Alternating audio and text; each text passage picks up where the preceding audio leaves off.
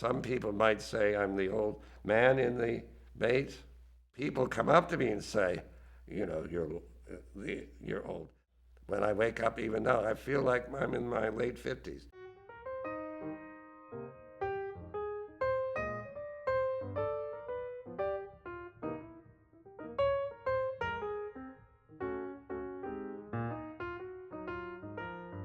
No one can call me old. The only time I felt embarrassed was 2 years ago at the alumni meeting, which always comes at the end of May or very beginning of June. And someone came rushing over toward me. It's one of my former students, of course. And that's the only time I was completely flustered. She said to me, "Sam Seigle, I thought you were dead." She was so embarrassed then. She went like this. And of course, I was startled, but I didn't want to make her feel worse. I said, "I assure you, you can pull the beard, pull anything. I'm quite alive, and may I give you a kiss?" Sometimes people think I'm passing out, and I always say, if you think that, listen for a snore. If you don't hear a snore, I'm deep in thought, trying to figure out a Latin word, a Greek word. There's madness to my method. Yes, I was interviewed in the spring of 1964 for a position at Sarah Lawrence College. I was teaching at Brooklyn College at the time. And the first group you had to meet were your faculty members in your immediate department.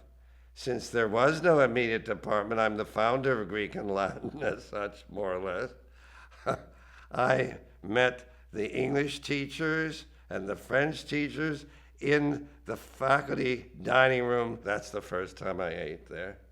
And I was a bit nervous, I must admit, because I was hungry, but I knew that if I ate too much, I wouldn't be able to make my points, and I decided I would stay hungry and make my points. Why do I like being in Bates? Well, obviously the food is an attraction, but the real reason is the faculty and the students. Now, the faculty is going to hate me for my next statement, but after a while, I got to know what almost every faculty member was going to say, since they tended to repeat themselves a bit. Not that that's bad, but there was always a chance, and I just took advantage of my faculty status and said I would plop myself down always at a different table. I always start with the thing is, my name is Sam, what's your name? Then I like to know where they're from, because I'm pretty good at picking up on accents. And some I say, that's not right, something's going on. And then I start asking them, and that way I learn more and more about their private life, in a good sense of the private life. I said, you must have had some theater training, or you've had voice training, something has changed your accent, or there's been a divorce in the family, or you've moved, and on and on and on.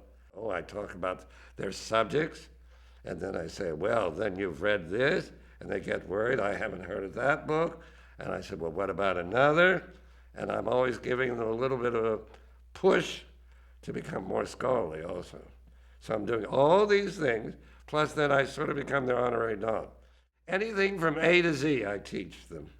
Then the other trick is I have my shopping bags with me, and when a student says I have no pen, I pull out a pen. I don't have any paper, I pull out a paper. I'm hungry, I pull out a cheese sandwich.